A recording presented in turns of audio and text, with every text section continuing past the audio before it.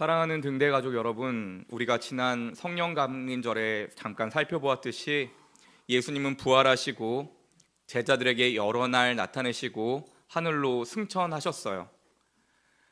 예수께서 승천하신 후에 제자들이 어디에 있었는지 아십니까? 그들은 흩어지지 않았고요, 도망가지 않았어요. 오히려 마가의 다락방에 불리는 한 곳에 다 같이 모여 있었죠. 그것이 오늘 본문 1절입니다. 1절 우리 한번 같이 읽어볼까요? 오순절날이 이미 이름에 그들이 다 같이 한 곳에 모였더니. 여러분, 저는 이 단순한 한 문장 안에 제자들의 용기와 기다림이 담겨 있다라고 생각합니다. 그들이 다 같이 한 곳에 모였더니. 여러분, 모인 수가 얼마 됐을까요? 그 수가 무려 120명이 모였다고 합니다. 우리는 12제자만 모여서 기도했다라고 생각하는데 예수님을 사랑하고 따르던 많은 이들이 함께 모여 있던 겁니다. 그런데 여러분, 그 장소가 어디였는지 기억나셔요? 바로 예루살렘이었죠. 예루살렘이 어떤 곳이에요? 예수님이 십자가에 달리신 곳, 가장 고통스럽게 사람들에게 배반당하고 외면당했던 곳. 그런데 우리 주님은 부활 이후에도 그 예루살렘을 떠나지 말라고 하셔요. 다시 말하면 그 실패의 자리, 상처의 장소에 머물라고 하셔요. 여러분, 쉽지 않은 명령이에요. 우리는 아픔을 겪은 장소는 피하고 싶어 해요. 실패했던 현장은 잊고 싶어 하고 눈물 흘린 자리엔 다시는 가고 싶지 않죠. 하지만 주님은 말씀하십니다. 그 자리에 머물러라. 내가 약속한 것을 기다려라. 제자들은 이 말씀에 순종해요. 그저 그 자리에 머물러서 그 자리에 기꺼이 머무는 선택을 말씀에 붙들려 하는 것입니다. 여러분, 사실 이 순종은 그냥 쉬운 순종은 아니었거든요.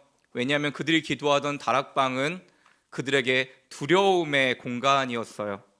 밖으로는 언제 유대인들이 쳐들어와서 자신들을 잡아갈지 모른다 생각했고, 마음속에 예수님을 떠나보낸 허전함과 슬픔이 남아있고, 미래는 보이지 않아 깜깜한 어둠 같은 상황이었거든요. 하지만 그럼에도 불구하고 한 사람 또 한 사람, 그렇게 제자들이 그 두려움의 장소 마가의 다락방으로 모이기 시작하는 겁니다. 과연 어떤 마음이었을까요? 주님과 함께했던 그 자리에서 우리 다시 시작해보자. 예수님 약속 함께 기다려보자. 여러분, 지금 120명의 제자가 다시 다락방에 모였다는 건 한 사람이 두려움을 딛고 그 문을 열고 들어왔을 때 또 다른 한 사람이 그를 반기면서 자리를 내어주고, 그렇게 용기가 서로에게 전염되고 또 전염되었다는 걸 의미합니다. 등대가족 여러분, 여기서 우리는 한 가지 중요한 진리를 배워요. 믿음의 공동체는 혼자 싸우지 않습니다. 바로 믿음의 공동체는 혼자 싸우지 않는다는 것입니다. 하나님은 바로 그 자리, 우리가 그렇게 함께 모여서 소망하며 함께 기도하는 자리에 가장 좋은 은혜를 부어주십니다. 이어지는 본문 2절입니다. 함께 읽습니다. 후련히 하늘로부터 급하고 강한 바람 같은 소리가 있어 그들이 앉은 온 집에 가득하며. 여러분, 여기서 후련이란 말이 인상적인데 무슨 뜻이죠? 후련이? 예상지 못한 순간, 불쑥, 이런 뜻이잖아요. 근데 여러분, 하나님의 임재는 이렇게 예고 없이 임한다는 거예요. 예상치 못한 순간에 불쑥 하늘이 열려서 쏟아지는 것처럼 은혜가 임한다는 겁니다. 여러분, 오늘 우리에게 그 후련히 은혜가 임했으면 좋겠습니다. 그런데 그 임재의 모습이 급하고 강한 바람 같았다 해요. 이건요, 단지 소리만 요란한 바람이 아니라 우리 안에 쌓인 두려움을 싹 날려버릴 만큼 강력한 하나님의 기운이었다는 겁니다. 그리고 이어진 장면 더 놀라워요. 본문 3절입니다. 함께 읽습니다. 마치 불의 혀처럼 갈라지는 것들이 그들에게 보여 각 사람 위에 하나씩 임하여 있더니. 바람 다음에 뭐가 임했어요? 불이 임했어요. 불.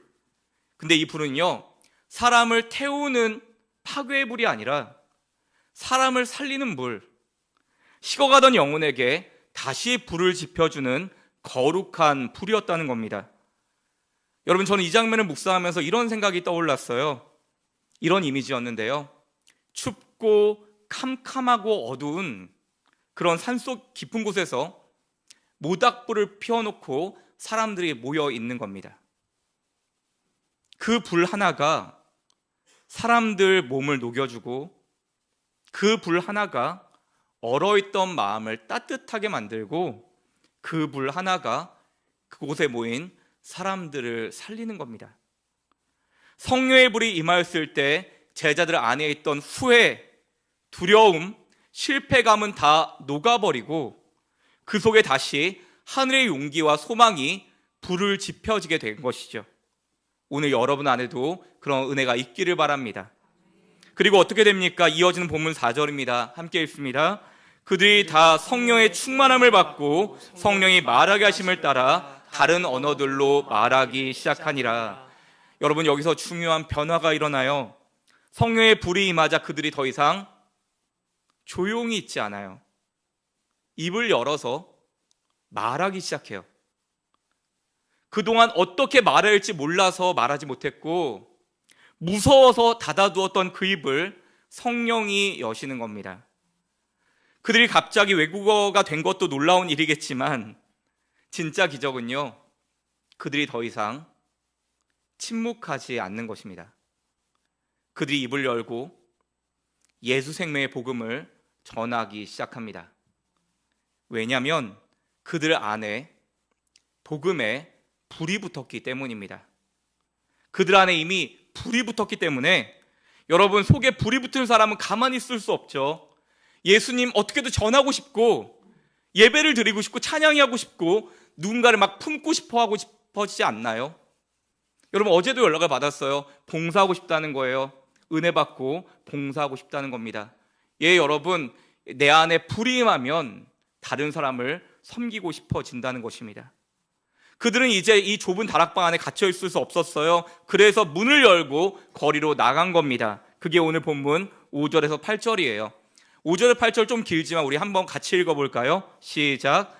그때 경건한 유대인들이 각각 예루살렘에 머물러 있더니 이 소리가 나매 큰 무리가 모여 각각 자기의 방언으로 제자들이 말하는 것을 듣고 소동하여 다 놀라 신기하게 여겨 이르되 말하는 사람들이 다 갈릴리 사람이 아니냐? 우리가 우리 각 사람이 난 곳 방언으로 듣게 되는 것이 어찌 됨이냐? 여러분, 그날 예루살렘의 명절을 맞아서 전 세계에 살던 유대인들이 예루살렘에 다 모여 있었거든요. 근데 그들 각자의 언어, 그 각자 나라의 언어로 제자들이 말하는 복음을 듣고 신기한 겁니다. 어떤 복음을요? 예수 그리스도가 구주이십니다. 예수님이 구원의 주인이십니다. 말씀을 듣는 겁니다. 그렇습니다. 사랑하는 여러분, 하나님의 성령은 위로부터 임하는 불입니다. 그 불이 임하면요, 우리 안에 냉랭하게 식었던 마음이 데펴져요. 꺼져가던 희망의 불이 붙어요. 우울과 무기력으로 숨어있던 사람도 그 불을 받으면 밖으로 나가 세상에서 복음을 전하게 되는 것입니다. 오늘 저와 여러분도 이 성령의 불을 사모하시기 바랍니다. 나도 모르게 닫혀있던 내 마음, 잔뜩 굳어버린 입술, 한 발짝도 움직일 수 없이 묶여있던 발걸음 위에 하늘의 불이 임하면 우린 다시 살아나게 될 줄 믿습니다. 사랑하는 등대가족 여러분, 우리는 6월에 계속해서 성령에 대한 말씀을 나누고 있는데요, 오늘은 이 부분에 주목해 보시면 좋겠어요. 오순절 성령 강림 사건을 통해 우리가 오늘 주목할 것은 사람들 사이에 의사소통의 길이 열렸다는 겁니다.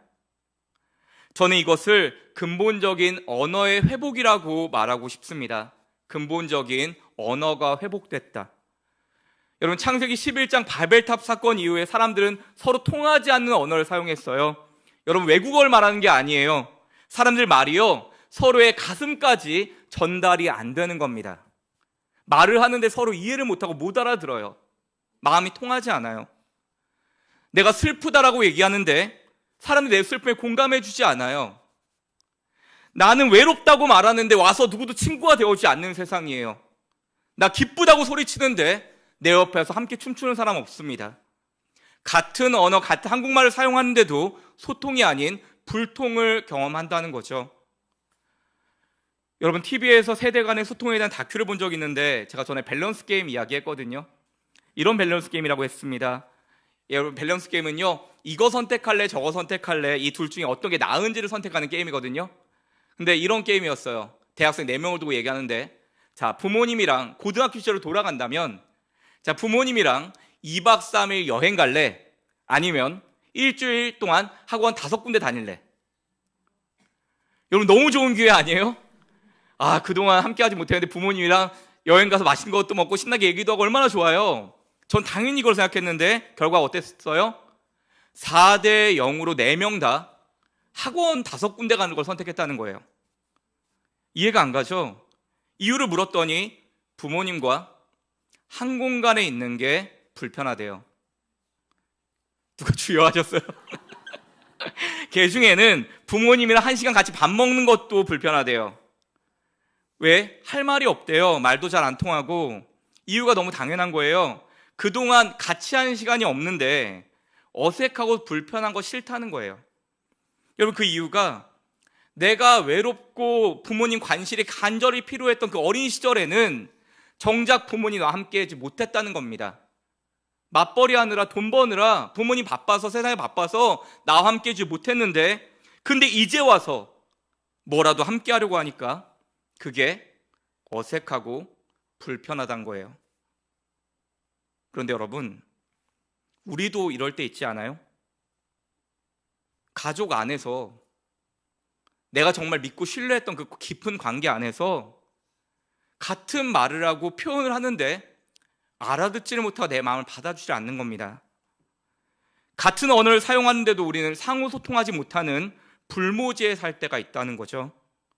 그런데 여러분, 그런 불모지 안에도 성령이 우리 안에 임하면, 가슴의 언어가 되는 성령이 임하면 우리는 가슴의 언어, 삶의 언어에 반응하게 된다는 것입니다.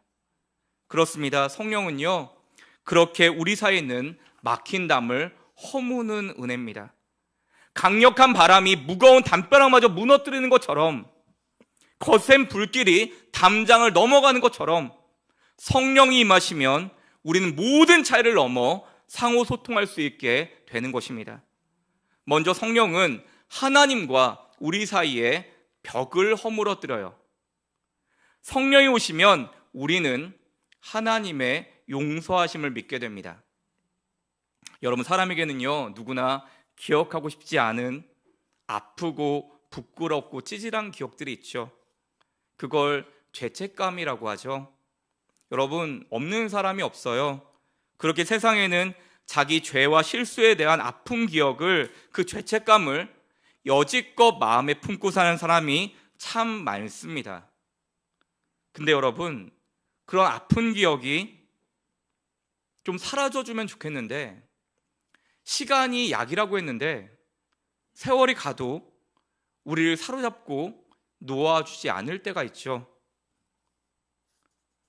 그게 해결이 안 되면 살아도 사는 게 아닌 거예요. 여러분, 풀 수 있다면 풀어야 하는 것입니다. 하지만 내 힘으로 풀 수 없고 그 시간을 돌이킬 수가 없다면 그땐 하나님께 맡겨야 하는 것입니다. 하나님은 진심으로 자기 죄를 아파하고 참여한 이에 모든 죄를 용서해 주십니다. 이게 예수님이 우리에게 전해주신 복음이죠. 근데 여러분, 성령이 우리 마음 가운데 오시면 그 하나님의 용서하심, 그 복음을 마음으로 믿게 되는 겁니다. 내가 진짜 용서를 받았구나. 사랑하는 여러분, 용서받은 사람은 어떻게 살죠? 자, 이제 나의 잘못, 나의 죄, 나의 부끄러움 해결받았으니 난 해방이야. 내 맘대로 살아야지. 여러분, 그러나요? 여러분, 천만의 말씀이에요. 진정으로 용서받은 사람은 은혜 받은 기쁨을 가지고 살게 됩니다. 마치 빚을 탕감받은 사람처럼 말이에요. 남에 대해서는 그래서 더 너그러워져요. 왜? 내가 용서받았거든요. 자기 욕망에 하고 싶은 대로 휘둘리지 않는 존재가 된다는 것입니다. 그래서 남에게 너그럽지 못한 사람은 그 사람이 진짜 용서받았나 한번 확인해 봐야 돼요. 여러분, 용서받은 사람, 은혜 받은 사람은요, 그 용서의 은혜 속에 살아간다는 겁니다. 내가 받은 용서와 은혜를 그것으로 다른 사람을 바라볼 줄 안다는 거죠. 사랑하는 등대가족 여러분, 저 같은 목회자가 언제 가장 힘이 빠지는지 아십니까? 언제 가장 힘이 빠지는지 아세요? 교회 안에서 사랑이 없는 모습을 볼 때, 그때 힘이 빠집니다. 예수님의 사랑과 은혜를 먼저 받았다는 우리들인데 나와 생각이 다르다고, 이 교회에 내가 먼저 왔다고, 저 사람 나보다 늦게 왔다고, 나와 그 사람 나누는 말을 하고 서로 인정하지 않는 모습을 볼 때, 그때 가장 마음이 아픕니다. 저의 지인 목사님이 목회하는 교회인데요, 여전도회 안에서 다툼이 벌어졌대요. 그 교회 출석한 지 40년 된 권사님과 출석한 지 38년 된 권사님이 한 권사님을 잡들이 하는 겁니다. 왜? 그 권사님 애송이거든요. 17년밖에 안 됐거든요. 근데 이 17년 된 권사님이 여전도 회장을 맡아서 교회 바자회하고 일을 하는데 사사건건 마음에 안 드는 거예요. 그러면서 얘기하는 겁니다. 아니, 어디서 근본도 없는 게 나타나서 교회를 어지럽히냐고. 이 38년 된, 이 40년 된 권사님들이 그 17년 된 권사님, 근본도 없는 권사님을 혼내서 내쫓았다는 거예요. 사랑하는 여러분, 그 둘 사이에 더 어떤 일들이 있었는지는 확인해 봐야겠지만 40년을 섬기고 38년 섬겼다는 건 참 대단하고 칭찬받을 일이 맞지만, 여러분, 그걸 가지고 내세워서, 그 세월을 내세워서 사람을 무시하고 면박 주어 내쫓았다면 그 40년의 시간이, 38년의 시간이 무슨 소용이 있겠습니까? 저 사람이 저 자리에서 저 봉사하는 거 나 보기 싫다. 사랑하는 여러분, 늘 사랑을 말하는 교회에서 왜 사랑 없는 모습이 보일까요? 그건요, 우리 가슴이 불모지가 되었기 때문입니다. 불모지 말 그대로 못 쓰는 땅이죠. 황무지가 아니에요. 여러분, 불모지는 못 쓰는 땅이에요. 황무지는 개가 나면 쓸 수 있어. 갈아엎어서 땅을 일구면 쓸 수 있습니다. 근데 불모지는 못 써요. 사막이거든요. 갈아엎어도 사막이거든요. 여러분, 가슴이 불모지가 되면요, 사람은 더 이상 하나님의 형상이 아니에요. 그냥 육체가 되는 겁니다. 그냥 본능으로 살아가는 존재가 되는 거죠. 그래서 우리 안에 성령의 바람이 불어야 하는 것입니다. 다시 우리 안에, 식어진 마음 안에 하늘의 불이 지펴져야 하는 것입니다. 우리가 다른 이들의 아픔을 동일한 아픔으로 느끼고 다른 이의 기쁨을, 나의 기쁨을 공감할 줄 아는 참사람 되기 위해서는 성령께서 다시 우리 마음에 오셔서 불모지가 된 우리 가슴을 성령의 담비로 적셔 주셔야 하는 것입니다. 그때 우리의 가슴의 언어가, 우리의 성령의 언어가 회복되는 줄 믿습니다. 그렇습니다. 성령은 사람과 사람 사이에 벽도 무너뜨립니다. 성령을 체험한 초대교회 성도들이 그랬거든요. 유대인들은 우리를 똑바로 바라봐 주지 않아요. 왜냐하면 우리는 그들에 의하면, 그들의 신앙에 의하면 지옥에 넣는 땔감들인 거예요. 저 지옥의 불쏘시개들, 진짜 성지순례 가면 그렇게 쳐다보거든요. 저 지옥의 땔감들, 그걸 경멸하듯이 쳐다봐요. 정말 더럽게 쳐다봐요. 근데 여러분, 그랬던 유대인들 안에, 초대교회 성도들 안에 성령이 임하니까 이방인들과도 사랑의 교제를 나누는 겁니다. 성령을 받으니까 그 지옥의 땔감들이 우리와 똑같은 용서받은 자들로 보이더라는 거예요. 이방의 기독교인들은 그 유대인들을 볼 때 어땠을까요? 저것들 우리를 지옥의 땔감을 보는 놈들 이렇게 바라봤는데, 그들 안에 성령이 임하니까 예루살렘 교회 유대인들이 기근으로 어려움겨운한 소식을 듣자 그들을 위해 구제 헌금을 만들어 보내고 있습니다. 여러분, 인종, 피부색, 국적을 떠나서 그리스도 안에서 한 몸을 이루었던 것이죠. 여러분, 성령의 역사는 이 말씀의 은혜가 이런 역사인 줄 믿습니다.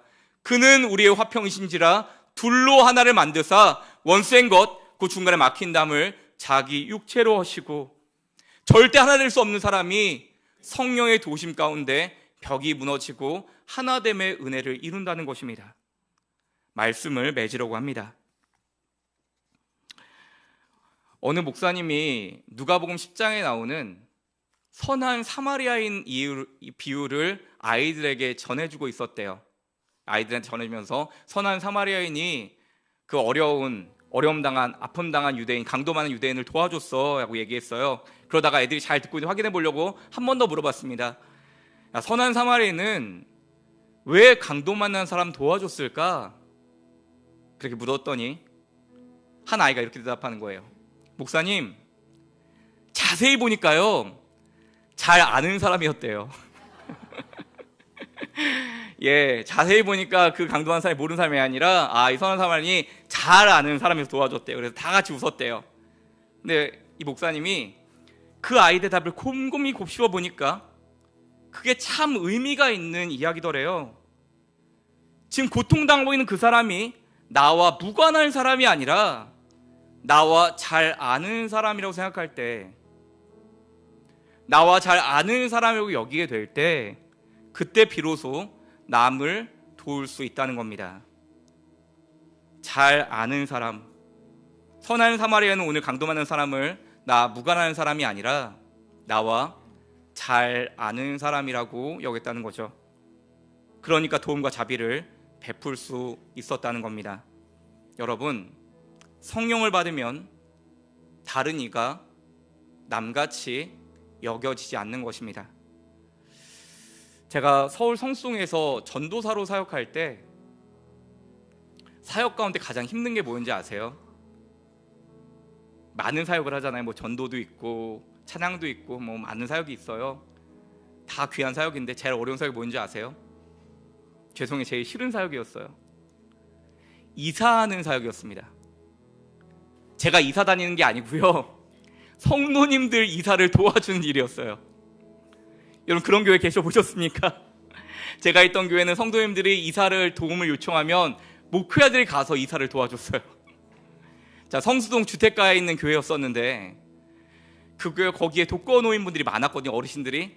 근데 어르신들이 짐도 별로 없고 1인 가구로 사시잖아요. 근데 자기 집이 아니니까 계속 이사를 다녀야 되잖아요. 그때마다 이사 비용 아끼려고 교회에다가 이사를 부탁하는 거예요. 좀 도와달라고. 그럼 목사님들이랑 저랑 같이 가는 겁니다. 근데 여러분, 옛날 냉장고 진짜 무겁잖아요.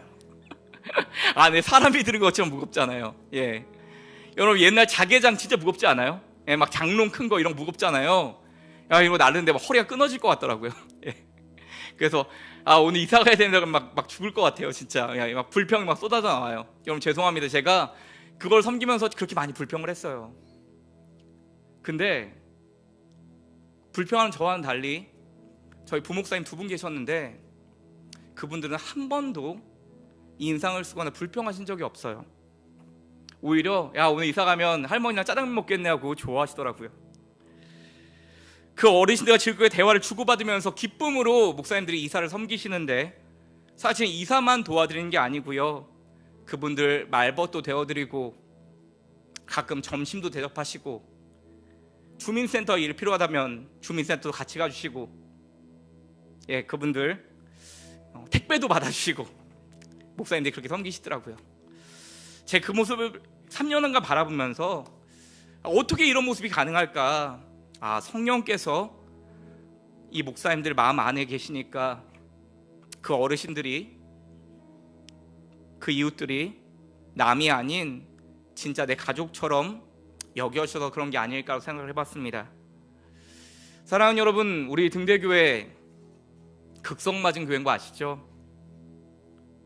좋은 쪽으로 극성 맞은 교회인 거 아시죠? 성도님 가정에 결혼식 있다면 우르르 몰려가서 축하해주고, 장례식 있다면 우르르 몰려가서 같이 위로해주고. 여러분, 이런 좋은 극성은 많은 게 더 좋은 것 같아요. 어제는 우리 교회 안에 결혼식과 장례식이 다 있었어요. 결혼식과 장례식이. 강남에서 결혼식이 있었거든요. 우리 조남호 집사님 따님이 결혼해서 우리 강남까지 가서 막 함께 축하해 줬습니다. 막 사진도 찍고 막 우리 교회처럼 불었어요. 거기서도 거기도 막 즐겁게 막 축하를 해줬습니다. 근데 그러고 나서 시간이 안 될 것 같아서 바로 장례식장으로 또 이동을 했어요. 우리 김명수 집사님 아버님 별세하셔서 그 장례식장으로 이동을 했습니다. 근데 이동을 했는데 너무 빨리 이동을 한 거예요. 시간이 위로 예배까지 2시간이 뜬 겁니다. 제가 계산을 잘못한 거죠. 제 불찰이에요. 그래서 저희가 장례식장 그냥 또 들어갈 수 없어서 우리 식구를 이제 좀 있으면 또 올 텐데 우리 기다리자 해서 카페 가서 차를 마시면서 기다렸어요. 몇 시간을? 2시간을 차를 마시면서 기다렸어요. 죄송하죠. 근데 차 마시면서 같이 기다리는데 저랑 전사님은 주일 일 좀 마저 준비할 것들이 있어서 한켠에서 그걸 준비하고 있고 우리 성도님들 잔뜩 모여서 거기서 담소를 나누는데 여러분 굉장히 큰 가게였거든요. 사람은 우리밖에 없었어요. 근데 너무너무 시끄럽게 떠드시더라고요. 너무 극성이시더라고요. 막 빵빵 터지고 막 뭐가 그렇게 좋은지 조금도 지루하지 않고 막 너무 재밌게 노시니까 저도 막 말씀 준비하고 있는데 막 거기 가서 막 붙고 싶더라고요. 막 샘이 나더라고요. 가고 싶어서. 그래서 제가 그 모습을 한참을 지켜보다가 저희 전사님 농담으로 그랬어요.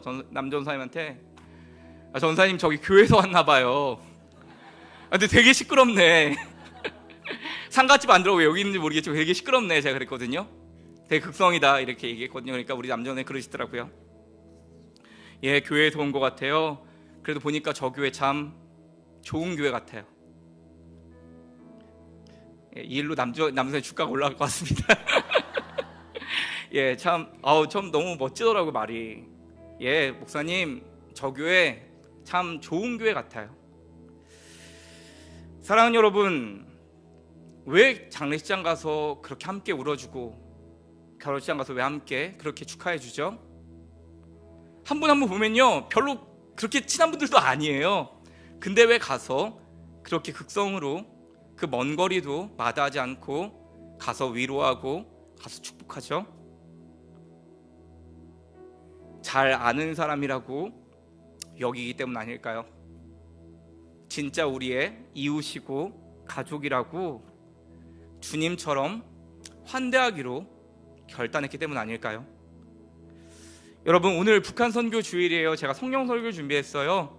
따로 북한 선교 주일 설교를 준비한 건 아닌데 여러분 남과 북이 하나가 되어가는 것도 우리의 통일도 역시 마찬가지 아닐까요? 그 먼 곳에는 그 사람들이 그냥 먼 존재들이 아니라 우리에게 우리 민족에게 잘 아는 사람으로 여겨질 때 그때 우리 안에 통일이 시작되는 줄 믿습니다. 부끄럽지만 정말 제가 통일선교에 북한에 별 관심이 없었거든요. 그래서 전에 살았던 교회에는 통일선교 주일이 있었는데 통일선교 주일이 올 때마다 제 마음에 자괴감이 들었었어요. 나는 어떻게 우리나라 국민인데 이렇게 통일선교에 큰 마음이 없을까 그랬습니다. 근데 거기서 좋은 목사 한 분을 만나게 됐어요. 이분이 북한에서 오신 분이거든요. 노옥실 목사님이라고요. 북한에서 중사로 여군 중사로 활약했던 그런 목사님인데 그분이 이제 한국으로 오셔서 한국에서 열심히 사역을 감당하십니다. 이분 알면 할수록 참 귀하더라고요. 가족들이 북한에 있어요. 근데 여기로 온 그 통일민들이라고 하죠. 통일민들한테 정말 이분이 목숨 걸고 사역하시는 모습을 봤어요. 그 마음 가지고 섬기고 살아가는 모습을 봤어요. 그러니까 그분과 교제하면서 전에 마음이 없던 그분들도 우리와 똑같은 사람들이고 하나님의 은혜가 필요한 우리 가족들이구나라는 걸 알게 됐습니다. 그때부터 없던 관심 생기고 저도 함께 기도하기 시작했던 것 같아요. 사랑하는 등대가족 여러분, 하나됨은 소명이라고 합니다.